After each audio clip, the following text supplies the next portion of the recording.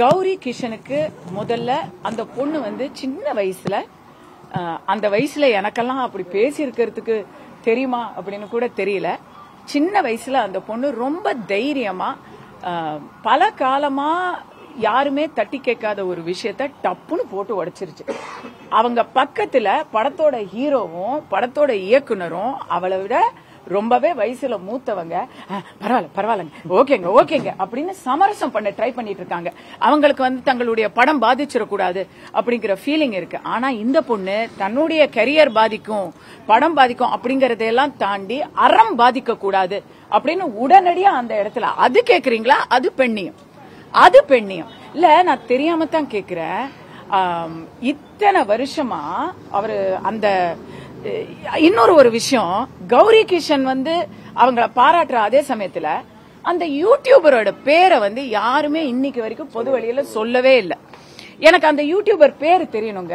ஏன்னா அவர் வந்து 32 வருஷமா பத்திரிகை உலகத்துல இருக்கேன், எனக்கு தெரியாம விஷயம் இல்ல. வாசகர்கள் என்ன படிக்கணும்னு விரும்புறாங்கன்னு எனக்கு தெரியும். நீ யாருமா வந்து அதை வந்து விமர்சிக்கிறதுக்குன்னு ரொம்ப தெனாவட்டா பேசியிருந்தாரு. அந்த யூடியூபர் யாருங்க? எந்த யூடியூபுங்க அவரு? நீங்க ஊடகத்துல வந்து எதை வெளிக்கொணரணுமோ அத நீங்க உங்களுடைய ஊடக நண்பர் அப்படின்னு நீங்க நினைக்க கூடாது. சத்தியம் தான், நேர்மை தான். அந்த ஊடகவியலாளர், அவர் பத்திரிகைக்காரர் அவர் சொல்லிக்கிறாரு. அந்த யூடியூபர் வந்து யாரு? அவர் பேர் என்ன? RS கார்த்தி அப்படிங்கிற. அவருக்கு பயங்கர வயசுங்க. அவர் வயசுக்கு ஏத்த கேள்வியாங்க அவர் கேட்டுக்கிட்டு இருக்கிறாரு. எந்த வயசுக்கு இந்த மாதிரி கேள்வியா கேட்கலாம்? ஃபர்ஸ்ட் ஆஃப் ஆல் ஆபாசமான கேள்விகளை கேட்கிறாரு. இத நான் ஒரு தமிழ் தெரிந்த தமிழ் பத்திரிகைகளை படித்து வளர்ந்த ஒரு தமிழச்சியா, பத்திரிகைகளின் வாசகியா நான் சொல்றேன். நானும் எல்லா சினிமா பத்திரிகைகளையும் ஒண்ணு விடாம, நான் சினிமால வந்த நேரத்துல இருந்து எல்லா பத்திரிகைகளும் சினிமா பத்திரிகைகளையும் நம்ம ஃபாலோ பண்ணுவோம். சரிங்களா?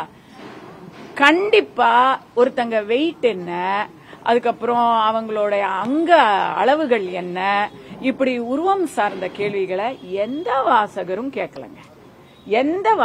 கேட்கல.